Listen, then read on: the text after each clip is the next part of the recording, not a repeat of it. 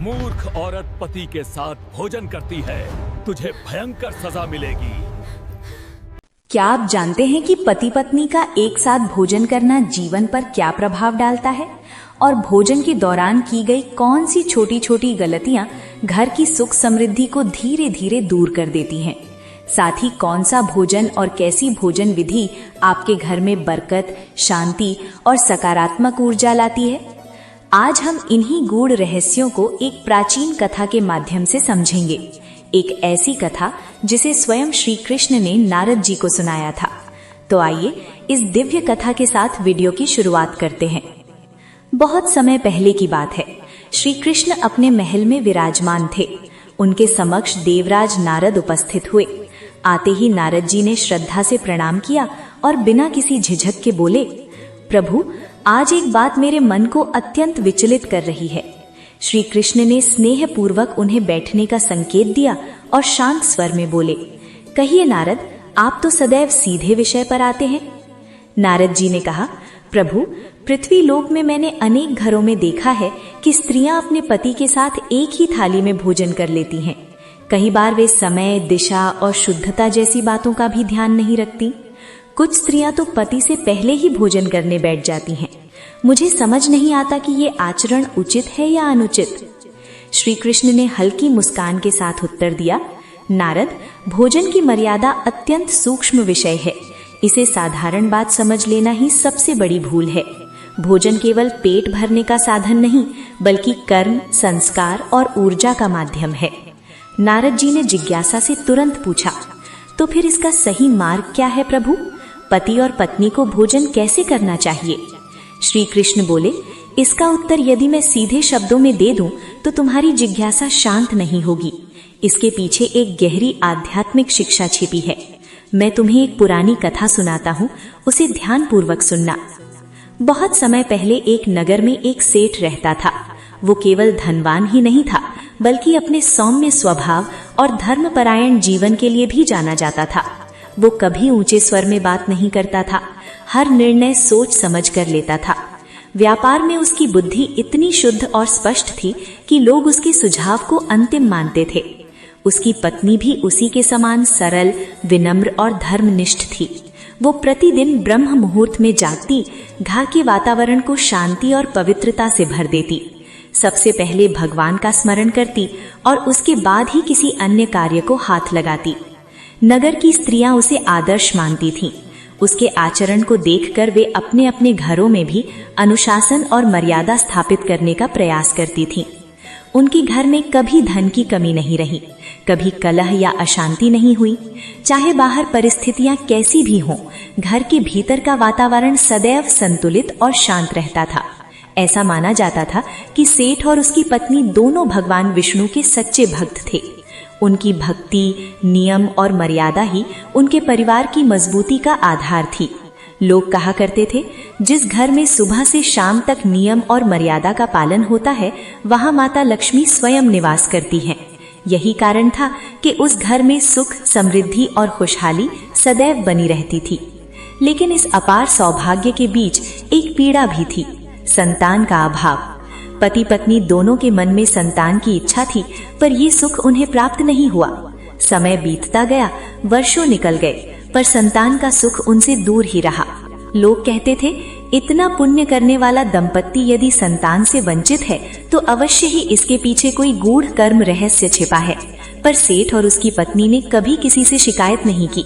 उन्होंने अपने कर्मों पर भरोसा रखा और मन में ये विश्वास बनाए रखा कि जब समय आएगा भगवान स्वयं कृपा करेंगे। धीरे धीरे पूरे नगर में सेठ और उसके परिवार की प्रतिष्ठा और भी बढ़ती चली गई। लोग उनके घर को आदर्श गृहस्थ जीवन का सजीव उदाहरण मानने लगे थे। कहा जाने लगा था कि जिस घर में इतना संयम, शुद्धता और नियम हो, वहां ईश्वर की विशेष कृपा अवश्य रहती है।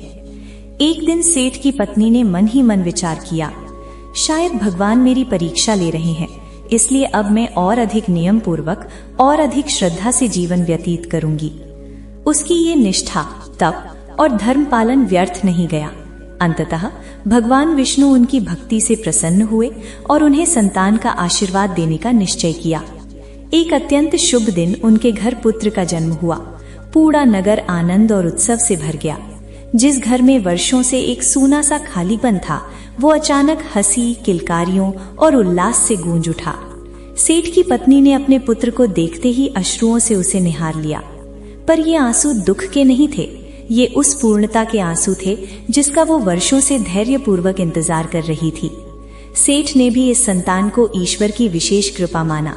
उसी दिन उसने मन में प्रण लिया, मैं अपने पुत्र को ऐसा संस्कारी, विवेकी और धर्मनिष्ठ बनाऊंगा कि वो आगे चलकर समाज के लिए एक आदर्श बने।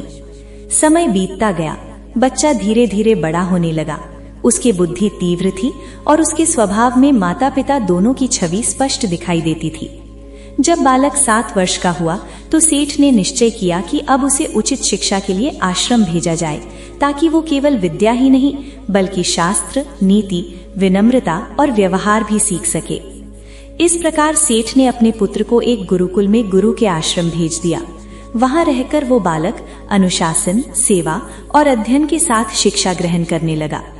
वर्षों बाद शिक्षा पूर्ण कर वो एक तेजस्वी युवक बनकर अपने घर लौटा। उसके चेहरे पर तेज था, आवाज में स्थिरता थी और उसके विचारों में गहरी स्पष्टता थी। पिता उसे देखकर गर्व से भर गया। माँ ने उसे गले लगाकर अपने वर्षों की तपस्या का फल अपने हृदय में अनुभव किया। पुत्र के लौटने के कुछ ही समय बाद सेठ ने उसके विवाह के विषय में सोचना प्रारंभ किया। एक सुशील, संस्कारी और अच्छे कुल की कन्या का चयन किया गया। शीघ्र ही पूरे नगर में विवाह की चर्चा फैल गई। विवाह बड़े धूमधाम और विधि विधान से संपन्न हुआ। बहू घर आई। घर के सभी सदस्यों ने उसे सम्मान दिया और धीरे धीरे गृहस्थ जीवन की जिम्मेदारियां सौंप दी। आरंभ के कुछ दिनों तक घर का वातावरण सुखद और हल्का बना रहा। सास उसे प्रेम पूर्वक हर बात सिखाने लगी। बहू भी प्रारंभ में हर बात पर सहमति जताती रही, लेकिन जैसे जैसे विवाह के शुरुआती दिन बीतने लगे, उसका अपना स्वभाव सामने आने लगा। वो घर में वर्षों से चले आ रहे नियमों को गंभीरता से नहीं लेती थी। सुबह उठने का समय अनियमित होने लगा, जबकि इस घर में ब्रह्म मुहूर्त का विशेष महत्व था। सास समझाती, बेटी, ये समय देवताओं का माना जाता है। इस समय जागने से मन, शरीर और घर तीनों में शांति बनी रहती है। पर बहू इसे आधुनिक सोच के अनुसार एक बेकार की पाबंदी मानती थी। उसका मानना था कि जब मन हो तब उठना ही सही है। धीरे धीरे उसकी आदतें बदलने लगी और उसके साथ ही घर की दिनचर्या भी डगमगाने लगी। समस्या तब और बढ़ गई जब बात भोजन की शुद्धता और मर्यादा पर आई। कई बार वो अपने कमरे से सीधे रसोई में चली जाती, बिना हाथ मुंह धोए। कभी किसी भी दिशा में बैठकर भोजन प्रारंभ कर देती। सास अनेक बार उसे समझाती, बेटी, भोजन करते समय पूर्व या उत्तर दिशा की ओर मुख करके बैठना चाहिए। इससे शरीर की ऊर्जा संतुलित रहती है और मन भी स्थिर बना रहता है। पर बहू इन बातों को पुराने समय की रूढ़ियां मानकर अनदेखा करने लगी।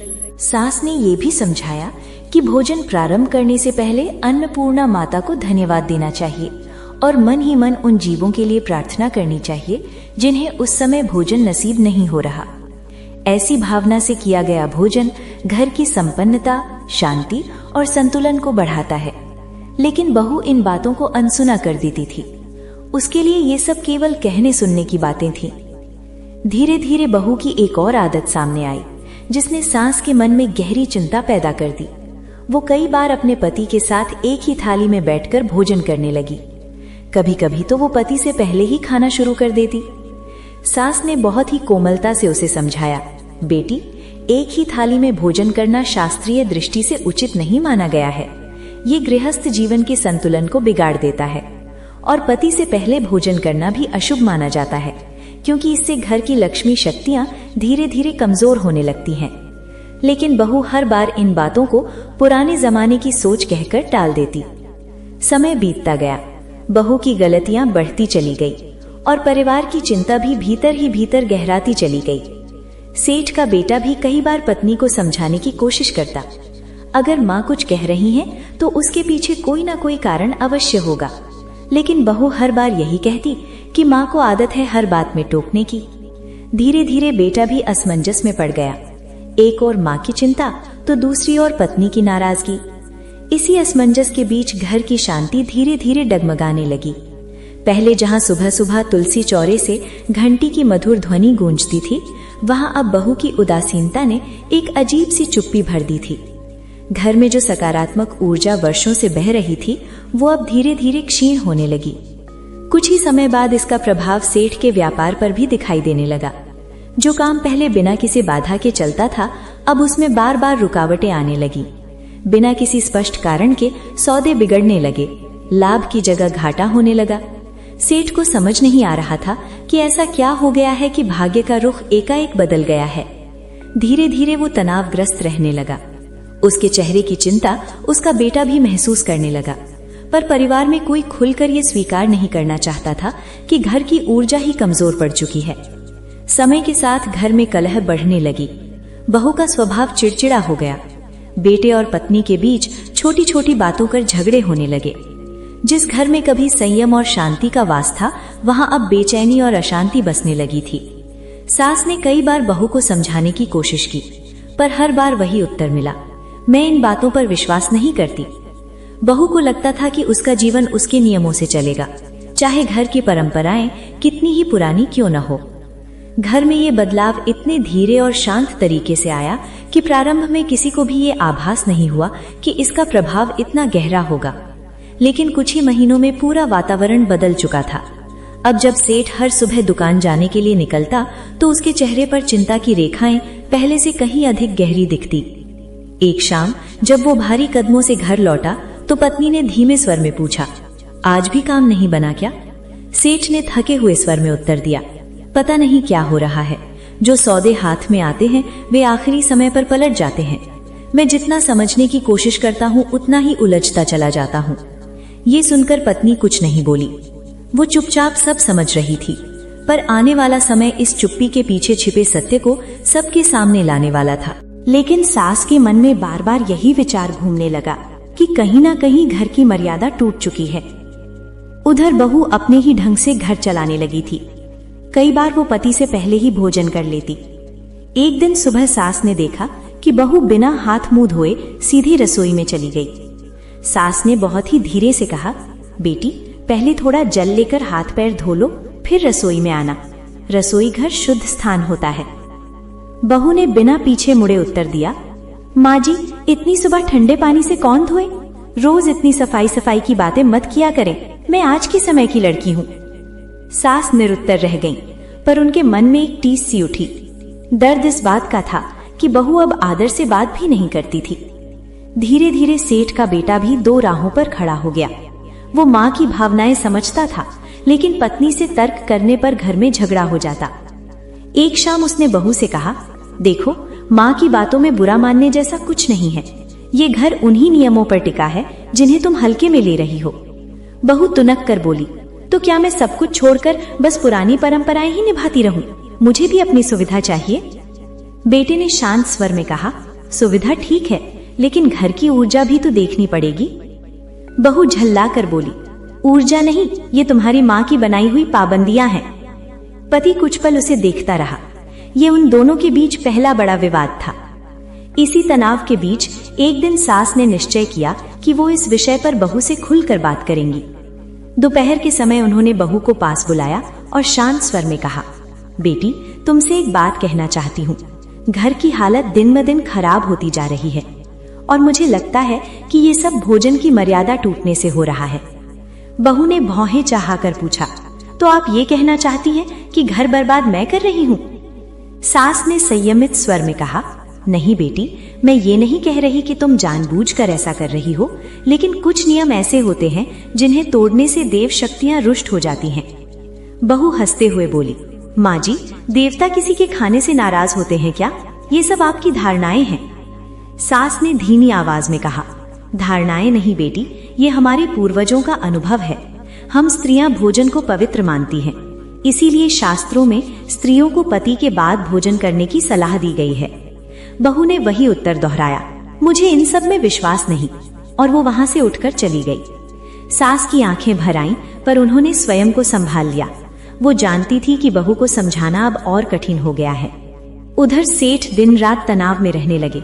व्यापार में नुकसान इतना बढ़ गया कि उन्हें कुछ संपत्ति तक बेचनी पड़ी। एक रात सेठानी ने धीरे से कहा, आपको नहीं लगता कि घर की मर्यादा भंग हो रही है? सेठ ने गहरी सांस लेते हुए कहा, हाँ लगता तो है, पर हम बहू पर जोर भी नहीं डाल सकते। बेटे का घर टूट जाए ये भी नहीं चाहता। सेठानी ने सिर झुका लिया। धीरे धीरे संकट इतना बढ़ गया कि घर की शांति पूरी तरह समाप्त हो गई। बेटे और बहू के बीच झगड़े बढ़ने लगे। बहू की जिद हर दिन तेज होती जा रही थी। एक शाम जब बहू फिर पति से पहले खाने बैठ गई और सास ने बस इतना कहा, बेटी एक बार उसे बुला लो, तो बहू पलटकर जोर से बोली, माँ जी मैं कोई बच्ची नहीं हूँ कि हर बात पर टोका टोकी सहूं। उस आवाज ने पूरे घर को चीर दिया। पति कमरे से बाहर आया और गुस्से में बोला, बस बहुत हो गया, मेरी माँ का इतना अपमान मैं अब बर्दाश्त नहीं कर सकता। बहू भी तैश में बोली, तो आप भी अपनी माँ के ही बेटे बने रहिए, मैं अपने तरीके से ही चलूंगी। बात इतनी बढ़ गई कि बेटा गुस्से में बोला, अगर इतनी ही दिक्कत है तो आज से इस घर में मत रहो, और उसने बहू को धक्के से बाहर निकाल दिया। ये वो क्षण था जहां घर की सारी खुशियां, सारी मर्यादाएं और सारी उम्मीदें एक साथ टूटकर बिखर गईं। बहू बिना कुछ सोचे अंधेरे रास्ते पर चल पड़ी। रात का समय था, आसमान में बादल छाए हुए थे। रास्ते में दूर दूर तक कोई नहीं था, सिर्फ हवा की आवाज और उसके कदमों की गूंज। चलते चलते वो खुद से बोलने लगी, आखिर मेरी गलती क्या थी? क्या बस इतना कि मैं अपनी तरह से जीना चाहती थी? क्या थोड़ा सुविधाजनक जीवन चाहना इतना बड़ा अपराध था? उसके भीतर दर्द था, पर जिद अभी भी बाकी थी। वो आगे बढ़ती चली गई, गांव से बहुत दूर निकल आई। रास्ता धीरे धीरे जंगल की ओर मुड़ गया, पर उसे कोई परवाह नहीं थी। मन में बस एक ही बात थी, अगर मेरे लिए कोई नहीं है तो मुझे भी किसी की जरूरत नहीं। जंगल में पहुंचते ही वातावरण और भी घना हो गया। तभी उसे पास की झाड़ियों से खड़खड़ाहट सुनाई दी। वो घबराकर पीछे हटते हुए बोली, कौन है वहां? दिल इतनी तेज धड़क रहा था मानो सीने से बाहर आ जाएगा। अचानक झाड़ियों के बीच से एक आकृति निकली। सामने कोई इंसान नहीं था, बल्कि एक सुहागिन जैसी प्रतीत होने वाली मादा सूअर खड़ी थी। उसकी आंखें साधारण नहीं थी, उनमें करुणा थी, मानो वो सारी पीड़ा समझ रही हो।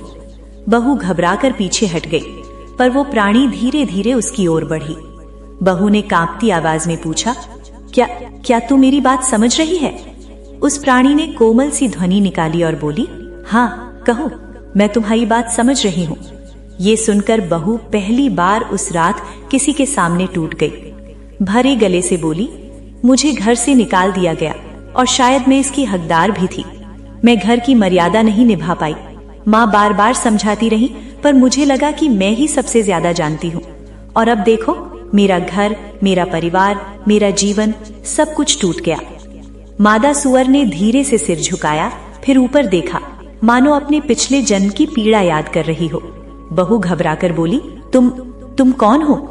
तभी वो मादा सुअर बोली, मैं भी कभी एक रानी थी। बहुत समय पहले मैं एक बड़े राज्य की महारानी थी। मेरा नाम था सुरभि। राजा मुझसे प्रेम करते थे, लोग मुझे सम्मान देते थे, मेरे पास सभी सुख थे। लेकिन एक दोष था, मैं अपनी जिद की दास थी। जो मन करता वही करती। कोई नियम, कोई मर्यादा, कोई परंपरा मुझे स्वीकार नहीं थी। उसने आगे कहा, मेरे महल में भोजन की मर्यादा बहुत महत्वपूर्ण मानी जाती थी। रसोई से लेकर थाली तक हर चीज के नियम थे, पर मैं इन सबको पुरानी मान्यताएं समझती थी। मैं राजा के साथ ही भोजन करती थी।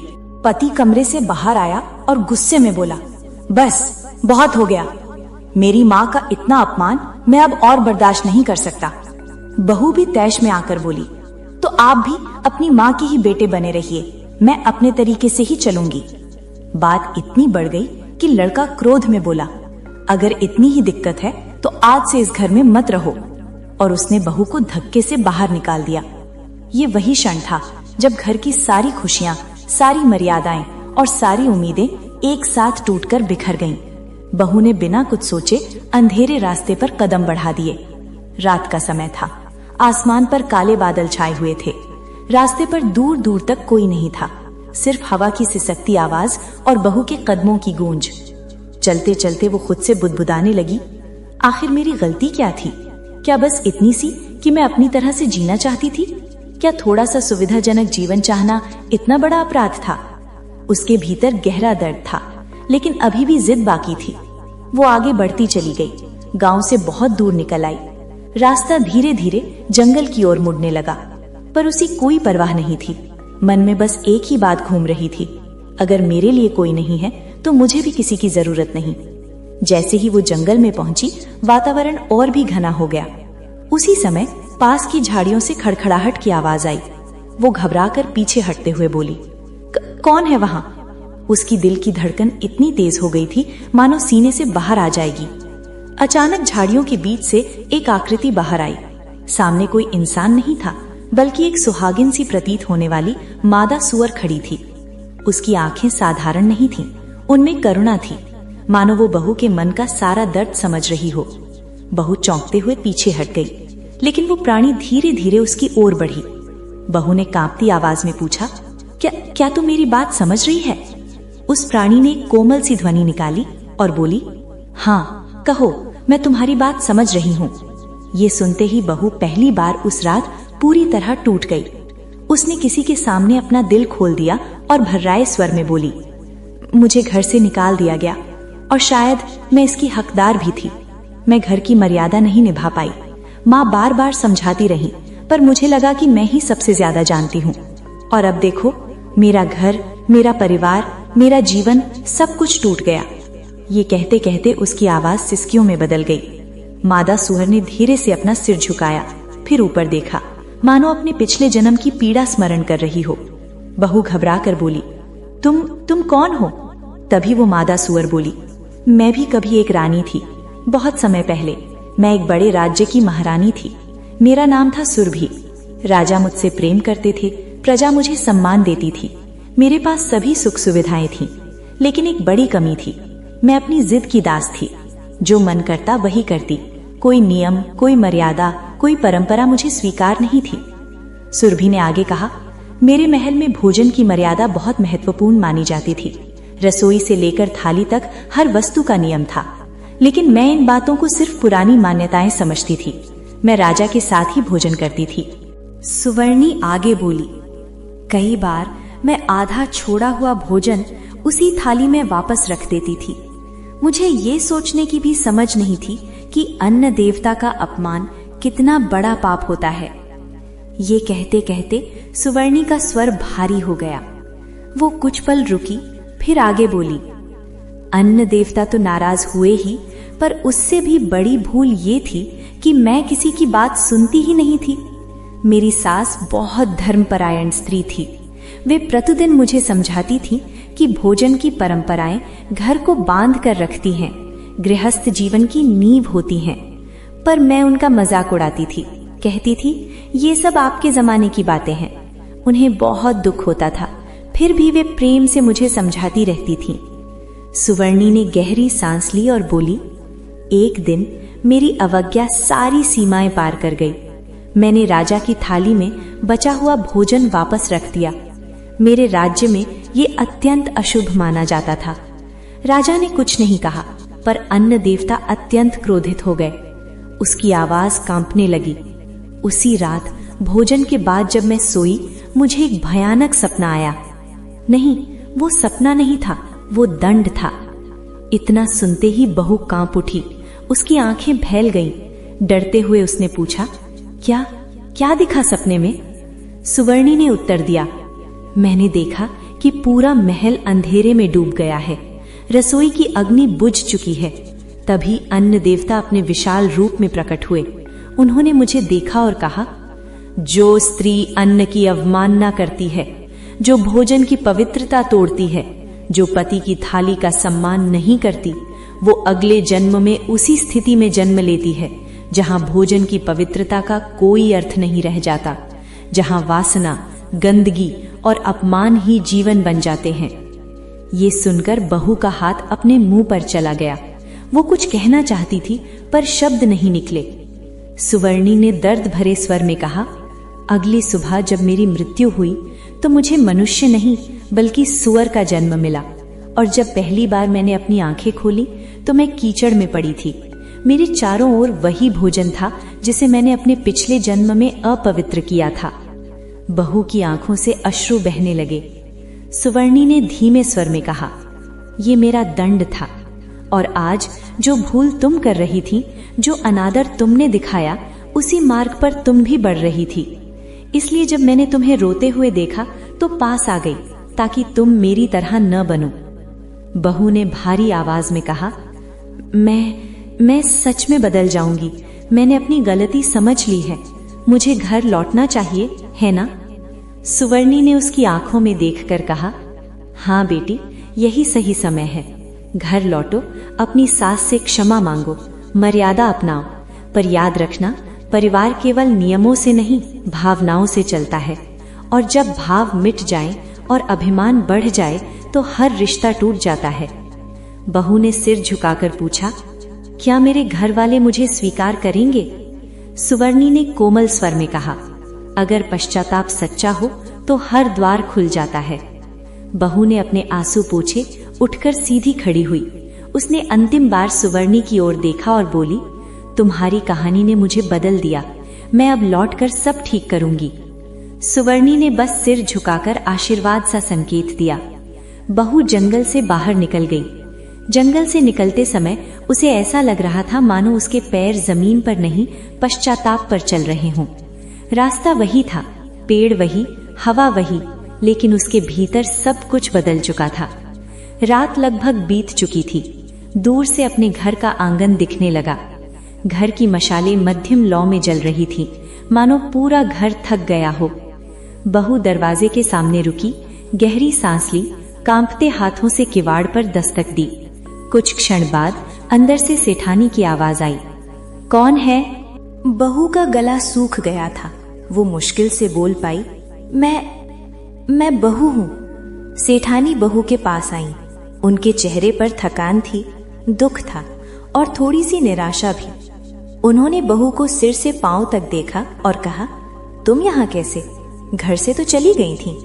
बहू ने पलकें झुका ली, कांपते स्वर में बोली, माँ जी, मुझसे बहुत बड़ी गलती हो गई, बहुत बड़ी। अब मैं सब समझ गई हूँ। आप जो कहती थी वही सही था। सेठानी कुछ क्षण चुप रही, फिर ठंडे स्वर में बोली, समझना आसान होता है बेटी, निभाना कठिन। तुमने हमारे नियमों का मजाक उड़ाया था। बहू तुरंत उनके पैरों में बैठ गई। हाँ माँ जी, पर इस बार मैं सच में बदलने आई हूँ। मैं बहस करने नहीं आई, मैं बस सुनने आई हूँ, समझने आई हूँ, सीखने आई हूँ। सेठानी चौंक गई। ये वही बहू थी जो हर बात पर तर्क करती थी, हर नियम को चुनौती देती थी। उन्होंने पूछा, ये बदला हुआ स्वर कैसे आया? बहू ने थकी हुई आवाज में कहा, मैंने आज किसी ऐसे का दुख देखा है जिसने अपने जीवन में मेरी जैसी ही गलती की थी, और उसका दुख इतना गहरा था कि उसकी कहानी ने मेरा मन हिला दिया। सेठानी ने भौहें चढ़ाई। कौन था वो? बहू ने धीमे स्वर में कहा, एक स्त्री जिसे आज सुअर का जन्म मिला है, सिर्फ इसलिए कि उसने भोजन की पवित्रता तोड़ी, मर्यादा तोड़ी और अपने रिश्तों की इज्जत नहीं रखी। कुछ क्षण तक घर में पूर्ण सन्नाटा छाया रहा। तभी भीतर से सेठ बाहर आए। कठोर स्वर में बोले, तुम वापस क्यों आई हो? हमारे बेटे को दुख दिया, घर के नियम बिगाड़े और अब रात के सन्नाटे में लौट आई। बहू रोते हुए बोली, क्योंकि अब मैं भागना नहीं चाहती। मैं गलत थी, मेरे अभिमान ने मुझे अंधा कर दिया था। अगर आज भी आप कहें तो मैं अभी लौट जाऊंगी, पर पहले मेरी बात सुन लीजिए। सेठानी ने सेठ से धीरे कहा, सुन लेते हैं। लड़की टूटी हुई लग रही है, शायद सच में बदल गई हो। सेठ ने गहरी सांस ली। ठीक है, बोलो, पर सच सुनना हमारे लिए भी आसान नहीं होगा। बहू ने कहा, माँ जी, बाबूजी, अब मुझे समझ आ गया है कि घर की मर्यादा सिर्फ नियम नहीं होती, वो सुरक्षा होती है। मैं सोचती थी परंपराएं पुरानी हैं, पर आज समझ आया यही परंपराएं घर को जोड़े रखती हैं। सेठ ने गंभीर स्वर में पूछा, तो अब तुम क्या चाहती हो? बहू ने सिर झुका लिया। बस एक मौका, ताकि मैं अपनी गलती सुधार सकूं, ताकि मैं वैसी बहू बन सकूं जैसी आप हमेशा चाहते थे। सेठानी की आंखें नम हो गईं। उन्होंने कोमल स्वर में कहा, मौका हर किसी को मिलता है बेटी, पर सच्चे मन से लौटने वाले बहुत कम होते हैं। अगर तुम्हारा मन सच में बदल गया है तो उठो, अंदर आओ। समय बीतने लगा और समय के साथ घर का वातावरण भी बदलने लगा। जहां पहले तनाव, कलह और घुटन थी, वहीं अब धीरे धीरे शांति उतरने लगी। बहू अब सुबह ब्रह्म मुहूर्त में उठती, सबसे पहले स्नान करती, फिर शुद्ध मन से रसोई में प्रवेश करती। रसोई में कदम रखने से पहले वो मन ही मन प्रार्थना करती, माँ अन्नपूर्णा, मेरे हाथों से ऐसा भोजन बने जिससे मेरे परिवार के मन में प्रेम बढ़े और घर में फिर से समृद्धि लौट आए। वो प्रतिदिन पहली 3 रोटियां अलग रखती, एक गाय के लिए, एक कुत्ते के लिए और एक कौवे के लिए। अग्निदेव को भोग लगाकर ही परिवार को भोजन परोसती। अब घर के सभी सदस्य एक साथ बैठकर शांति से भोजन करने लगे। इसी स्थान पर श्री कृष्ण नारद जी से कहते हैं, नारद, भोजन केवल अन्न नहीं, ये जीवन की दिशा तय करता है। और श्री कृष्ण भोजन के 5 मुख्य सिद्धांत बताते हैं। पहला सिद्धांत, भोजन से पहले की शुद्धता। कृष्ण बोले, जब मनुष्य भोजन से पहले हाथ, पैर और मुख धोता है तो वो केवल शरीर को नहीं, अपनी सूक्ष्म ऊर्जा को भी शुद्ध करता है। इससे ऊर्जा मार्ग खुलते हैं, पाचन बेहतर होता है और मन शांत होकर देव कृपा को आकर्षित करता है। दूसरा सिद्धांत, भोजन बनाने वाले का भाव। नारद, भोजन केवल अन्न नहीं होता, उसमें रसोई बनाने वाले के भाव भी मिलते हैं। जब शुद्ध मन से मंत्र स्मरण करते हुए भोजन बनाया जाता है तो वो प्रसाद बन जाता है और वही प्रसाद घर के हर सदस्य के मन को शांत और प्रसन्न करता है। तीसरा सिद्धांत, दिशा और समय का विज्ञान। कृष्ण बोले, पूर्व या उत्तर दिशा की ओर मुख करके भोजन करने से प्राण ऊर्जा संतुलित रहती है। ये सूर्य और पृथ्वी की प्राकृतिक शक्तियों का मनुष्य के शरीर से मेल है। साथ ही भोजन का उचित समय प्रातः और सायंकाल, जब जठराग्नि सबसे अधिक जागृत होती है।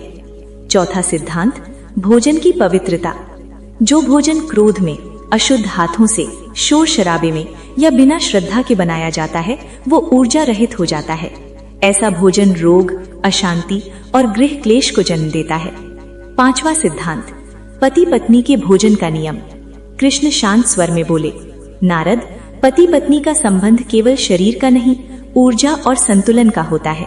जब पत्नी पति के बाद श्रद्धा और प्रेम से भोजन करती है तो वो घर की लक्ष्मी बनती है और जब मर्यादा टूटती है तो वही संतुलन धीरे धीरे बिखरने लगता है। ये केवल साथ बैठकर खाने की बात नहीं, ऊर्जा की मिलन का विषय है। श्री कृष्ण आगे बोले, नारद, जब पति और पत्नी एक ही थाली से भोजन करते हैं तो उनकी ऊर्जाएं आपस में उलझ जाती हैं। इससे गृहस्थ जीवन का संतुलन धीरे धीरे बिगड़ने लगता है। इसीलिए शास्त्र कहते हैं, पत्नी को पति के भोजन के बाद ही भोजन करना चाहिए। ये कोई बंधन नहीं, बल्कि घर की लक्ष्मी को स्थिर रखने का उपाय है। जब पत्नी श्रद्धा और संयम के साथ पति के बाद भोजन करती है तो घर में शांति बनी रहती है, कलह दूर रहती है और सौभाग्य टिकता है। नारद जी ने आदर पूर्वक सिर झुकाया और बोले, प्रभु, आज आपने तो भोजन के रहस्य को ही खोल दिया। अब समझ आया कि क्यों कहा गया है, भोजन ही देवता है और भोजन ही शरीर का जीवन है।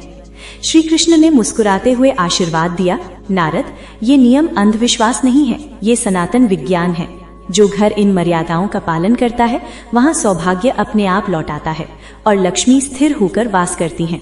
और इसी के साथ कथा समाप्त होती है। तो दोस्तों, आपने देखा कि कैसे भोजन से जुड़े छोटे छोटे नियम अपनाकर एक बहू ने अपने घर में सुख, शांति और समृद्धि वापस ला दी। ये केवल एक कहानी नहीं है, ये शास्त्रों में छिपी वो गूढ़ बुद्धि है जो हर घर के लिए कल्याण का द्वार खोल सकती है।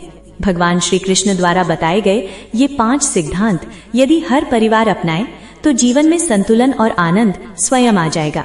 अगर आपको ये आध्यात्मिक ज्ञान और ऐसी प्रेरक कथाएं पसंद आती हैं तो प्लीज वीडियो को लाइक करें और भक्ति अनमोल विचार चैनल को सब्सक्राइब जरूर करें और इस वीडियो को अपने दोस्तों और परिवारजनों के साथ शेयर करें। कमेंट में जरूर लिखें, जय मां अन्नपूर्णा, जय श्री कृष्ण। आपका एक छोटा सा कमेंट हमारी मेहनत का सबसे बड़ा आशीर्वाद बन जाता है।